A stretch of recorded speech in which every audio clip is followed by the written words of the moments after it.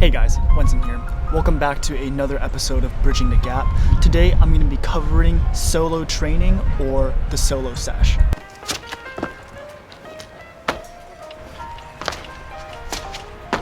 Back when I first started parkour in 2007, you really didn't have an option of whether you wanted to train by yourself or not.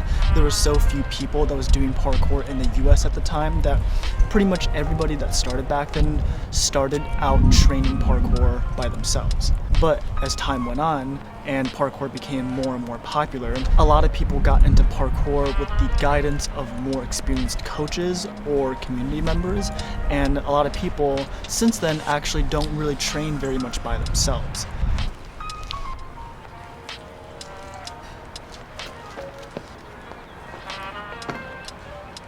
And because of that, a lot of people are actually quite scared of going out and training by themselves, even though it's a really valuable tool. I understand why a lot of people avoid training by themselves. You're out in public, there might be people watching you, and it feels awkward. You're doing something that people aren't used to seeing being done publicly. You're just jumping around or standing on top of something that people don't usually see people on top of. It makes you want to not do it or go back inside and just stop training.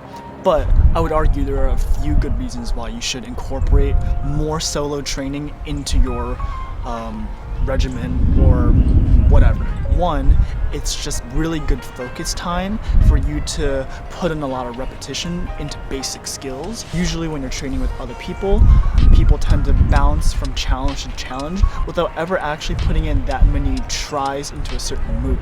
I would argue that over time, without really putting in that repetition to make sure your skills are solid, you're more likely to get injured as you're doing harder and harder challenges. Two, it is a time for you to truly do what you want. There's nobody else telling you what to do, and there's no pressure to do something else that someone else is doing. Lastly, it's really quiet time that you can push your mental game without having any sort of pressure around you.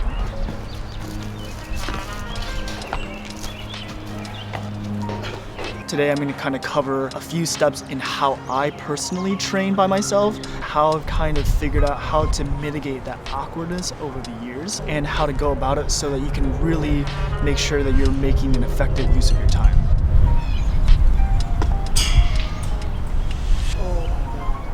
I did one jump and I forgot my AirPods was in this pocket, and it fell down this grate. So I have to climb down and retrieve it. So, wish me luck. Step one of what I do when I train by myself is to have a goal. Usually before I go out to train by myself, I have either a list that I've written down somewhere or a list in my head of goals that I want to achieve. That could be, I know exactly what spot I'm gonna go to, so there's a challenge that I want to try there. Or that means that, hey, I want to do like 100 kongs or 100 different kinds of precisions, and I try to come into that solo training session with that goal in mind. Another really helpful thing that I've picked up recently is actually going and saving other people's Instagram posts into a specific folder. That way I can come to the training session with a list of inspiration of things I want to try during the training session, and honestly I found that to be really helpful, especially with learning flips or flow combination or funky little moves.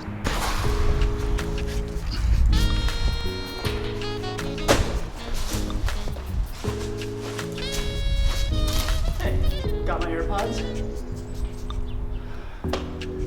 Now I gotta get out of here. Step two in learning how to train by yourself is to actually go somewhere without that much foot traffic. I think a big part of something I've heard from people on why they don't want to train by themselves is that, I'm not comfortable, I feel really awkward, and I think a big part of that is actually just having other people's eyeballs on them and feeling that pressure of, I'm doing something weird, so I should do something cool or impressive to show people, hey, there's a reason why I'm standing on this thing or whatever. But I think that takes away from actually having that focused time that you need So I suggest going somewhere without that much people, getting comfortable training outside, getting comfortable with your own skill set, and then at some point, slowly move the spots that have more and more people until someday you just don't care where you jump.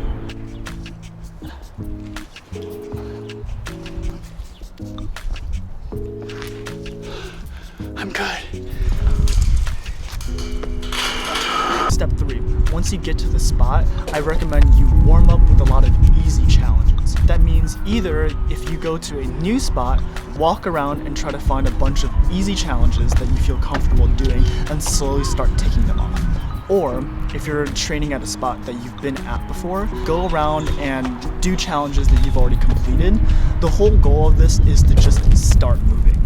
I think that a lot of times when I first started training, I would get really uncomfortable when somebody walked by and I would just sit down. I would kind of wait and see that they've walked by and then I will start training again.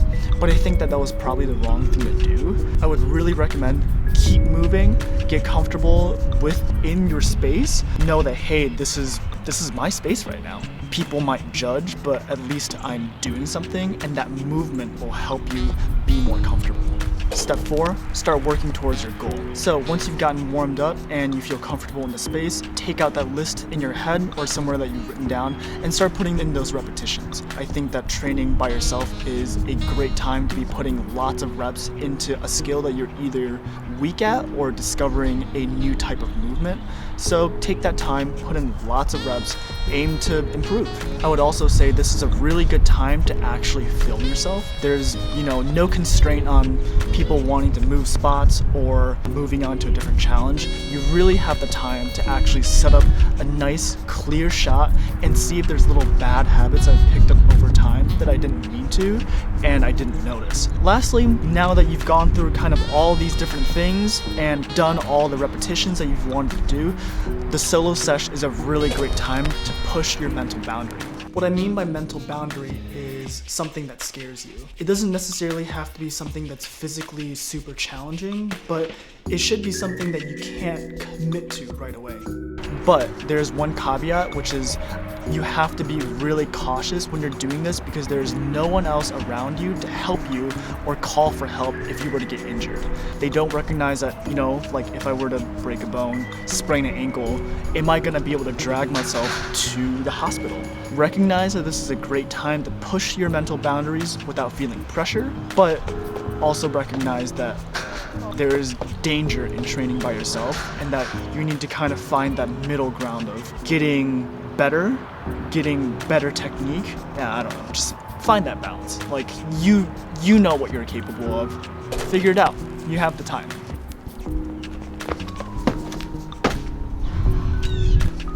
Yes.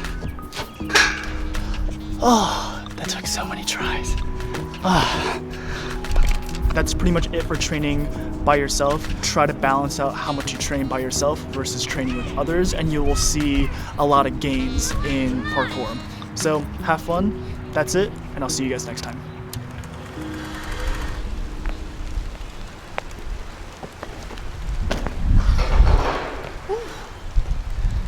Okay, no dice. I'm gonna get out of here.